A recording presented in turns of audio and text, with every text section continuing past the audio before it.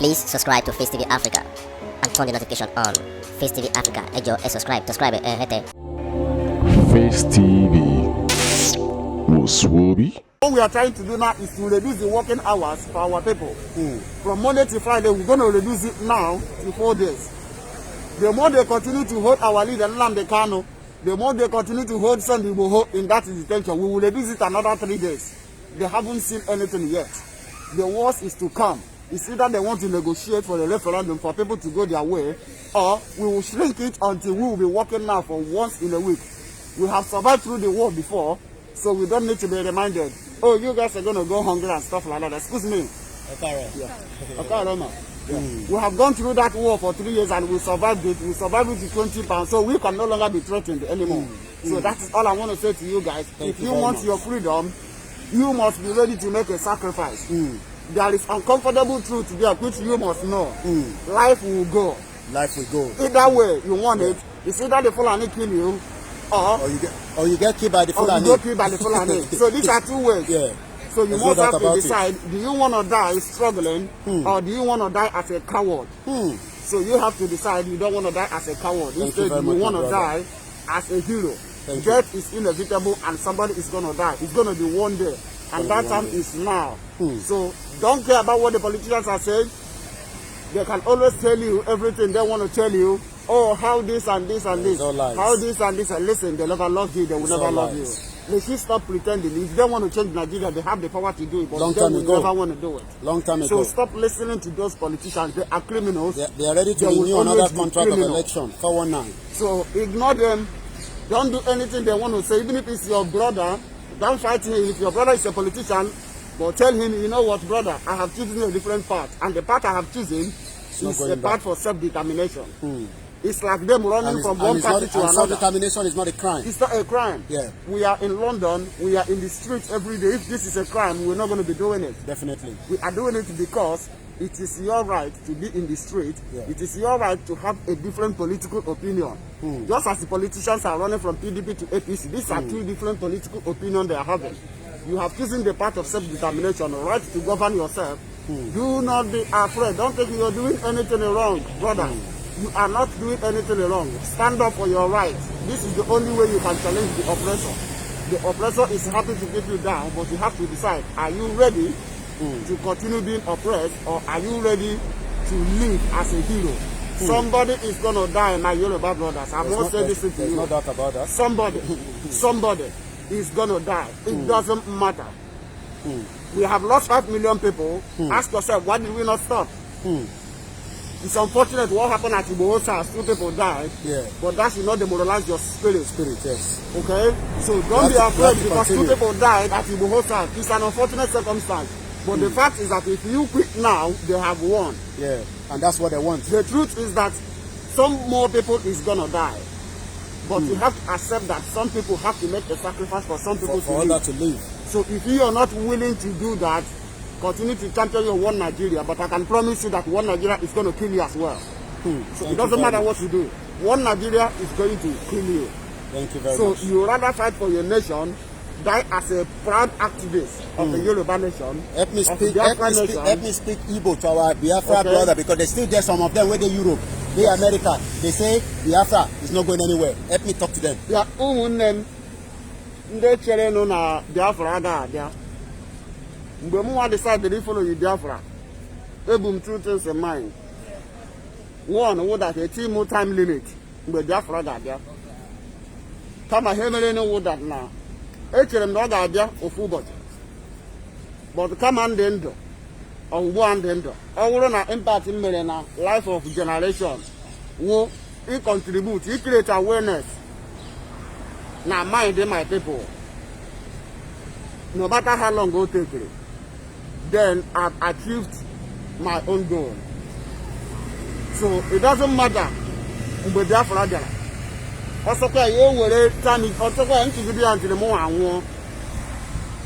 Ihe mara that na. I will not awareness can create to the generation that no nwere different way. Enwere ike isi, mmadụ nwere ike isi nwere onwe ya. Hapụ ewu n'ụzọ isowe Nigeria. Then my own will be achieved.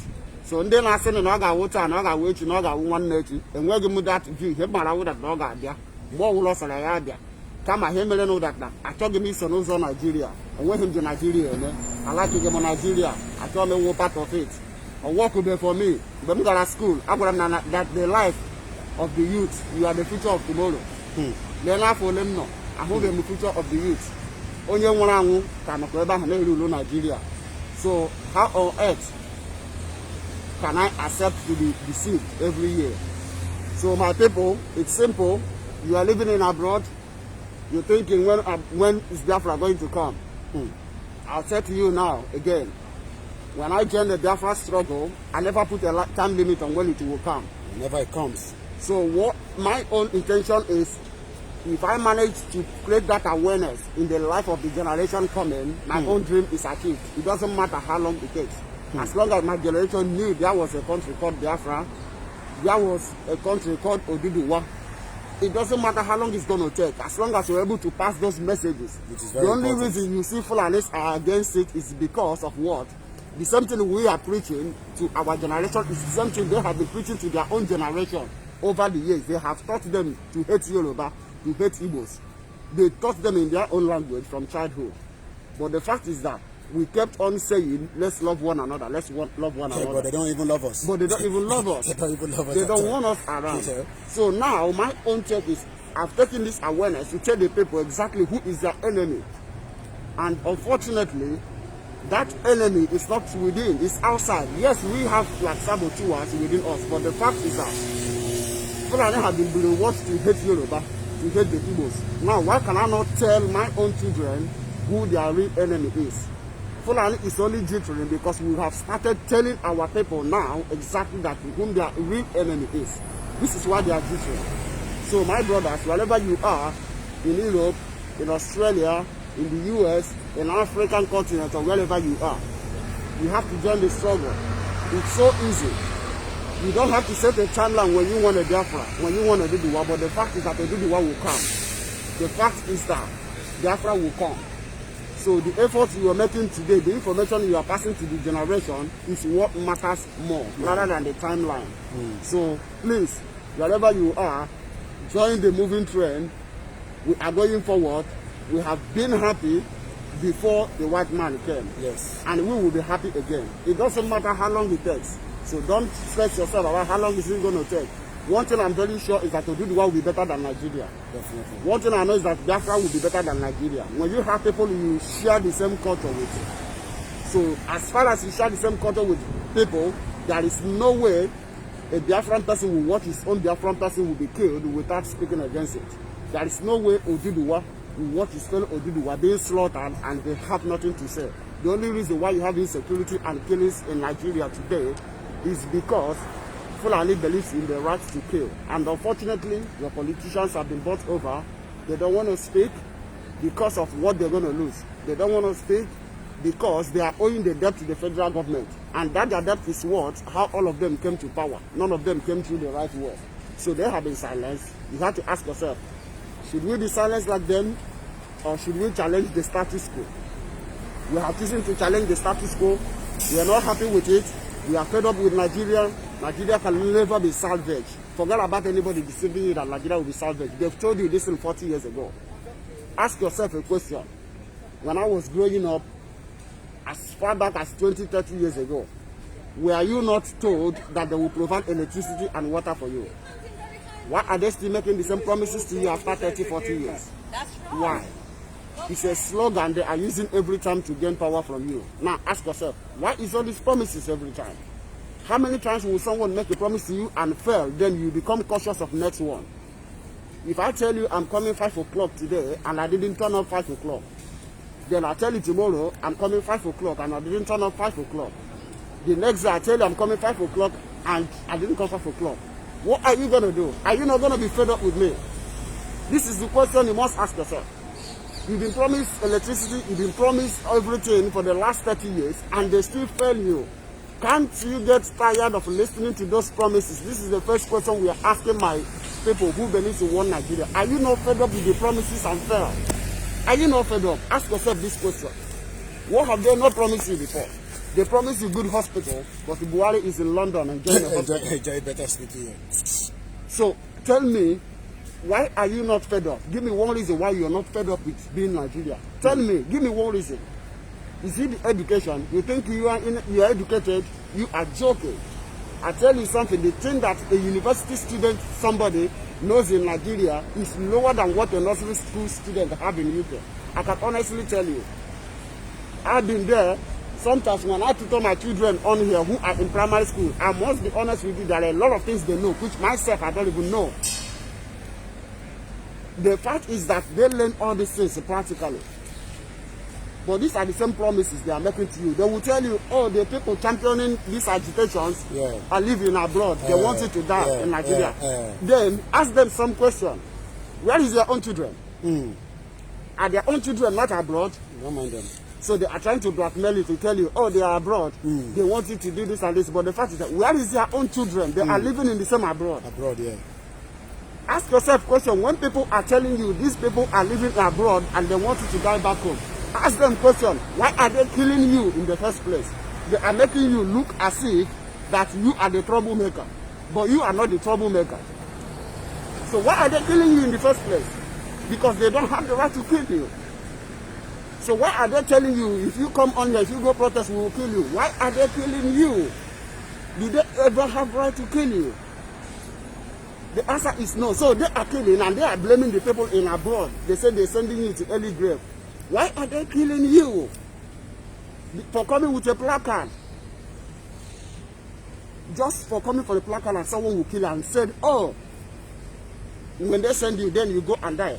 Why are they killing you? This is the first question you need to ask them. Do they have the right to kill you?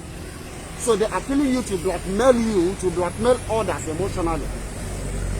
But one thing they must know is that we have decided the path that we're going to die anyway one day. So it doesn't matter how long they try to subdue us. My Oduduwa brothers, you must stand up. Stand up and defend your right. Look back in the history and ask yourself, why is it that in Oduduwa was the first people to produce television in the whole world before France? Why can you not do it again? Ask yourself those questions. Why are you the first people in the whole world to produce television before France? Is it because the brain is dead? No, it's not because the brain is dead. It's because you have been emasculated not to think about your future. The Fulani want to drag you down to start thinking like them. They want you to start rearing cow like them. You want to rear cow, but you don't want to do it the way they want it. You want to do it the more technological, advanced way. But they want you to go with a stick. You have seen what happened of recent. The people called the Hizbah. Buhari's daughter, daughter-in-law, wearing an open cloth. The Hizbah cannot arrest her. They cannot arrest the son. But if a poor man wears the same thing, then tomorrow they will say, oh, he's showing his body up. So those laws that are laws for the poor and the laws for the rich. Now ask yourself, brothers, my Oduduwa brethren, stop thinking about death. Stop thinking someone is going to die. If you're not willing to make any sacrifice of life, you are not willing for your freedom. I can tell you that. So someone must die. It doesn't matter. Someone must die, but you are dying a hero. Those two people that died at Ibuho SARS, they died as a hero. They will be remembered forever. If you die today, what are you going to be remembered for? That is the first question you need to ask yourself. You have watched yesterday, the army was showing people's placard, the Boko Haram surrender. They said, please forgive us. And I'm happy somebody came in and said, okay, you want me to forgive you for making me a widow? How can I forgive you? 1,000 people, they have killed 350,000 people and they want a forgiveness. Let's be honest. If Yoruba activists have killed 350,000 people, Nigerians, would they be forgiven? If Biafrans have killed 350,000 people, would they be forgiven? The answer is no. So, that is to tell you, you live in a country that doesn't love you. One law for the Fulani, and another law for Yoruba, and another law for Biafrans. So, tell yourself, it is enough. Get over it that Nigeria cannot decide this. It took me a long time to be convinced myself that Nigeria cannot be salvaged. You are coming very late, but you must understand that from the time you join, it's not late for you to tell yourself, we have had enough of this rubbish. Get over it that Nigeria will never be good. You must get over it. It can never. I can assure you that Nigeria will never be better. Nigeria can only be worse. You must accept that Nigeria can never, I can promise you, Nigeria can never be salvaged. Look, for example, when Ojukwu went for restructuring in Aburi after 53 years now. What happened? They said they don't want a restructuring. But after 53 years, now you want to restructure it. Ask yourself, why did Ojukwu succeed in the first place? He succeeded because a sacrifice of blood was made, because Igbos were being killed. After that sacrifice, now there is an agreement. So anybody who thinks today you want a restructuring without making a sacrifice, you are joking. Fulani will never allow you to restructure Nigeria without you making a sacrifice. So what sacrifice have the people made?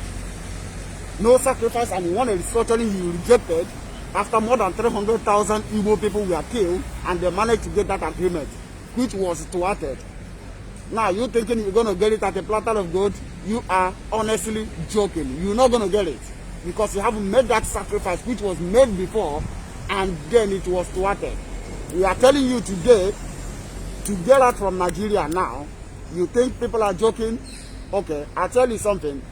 You that is not accepting it today, give it another 40, 50 years. You will now realize that this is the best way. The best way to go is to get out from Nigeria. But don't wait for that 43 years to come. Take it now that you have the opportunity. Align yourself with the right-thinking people who believe in the liberation of his people. If you do that, there is only one thing possible. They are telling you, oh, let's be united and stuff like that and stuff like that. The truth is that allow us to get out. If we want to be united, then we will decide that by ourselves. And when we decide that, then we set up a terms we want to be friends. Nobody have the right to set a terms of being in a relationship with anybody. Let's get out. We'll come to the terms of how we want to be related. You cannot tell me how to relate with you. It's called an agreement. It's called treaty. And sometimes they lie to you. What about Igbo properties in Lagos? What about Igbo properties in Osun? What about Yoruba properties in the East? The truth is that there is an agreement, there is an ECOWAS agreement that no one's property would be stolen. So stop listening to those rubbish. If we live today, what is going to happen and what is going to... I can hear you loud and clear. You understand? This is a scaremongering. Scaremongering. When British wanted to leave the EU, sorry, I didn't catch that. David Cameron hired Obama from the US to come and threaten the citizens of Britain, telling them, okay, if you leave EU, I'm using the other phone. Let's see if I can if you leave that message the EU in just about a few minutes. Just bear with me. Let's continue on that one. Yeah. Let's see if I can get that message that Frank has sent to me. 1 minute. For the Gurkhas. Once again, yeah, that one. Yes. Sorry. Once again, it told them if you leave European Union, you're gonna be on the back queue. That is what they were told. But they have left the EU today. Are they on the back queue? Okay. Can you ask no. to send it to, politicians will always have their interests. They will threaten you. They will tell you what you cannot do. They will tell you what you can do. But I tell you, at the end of the day, no one is gonna confiscate anyone's property. This is a civilized world, and I can tell you that. So stop panicking about the rubbish they are telling you. It's never gonna happen. No one is gonna lose his property. They will tell you about marriage, we are intermarried and stuff like that. And who cares if we are intermarried? Right. Who cares?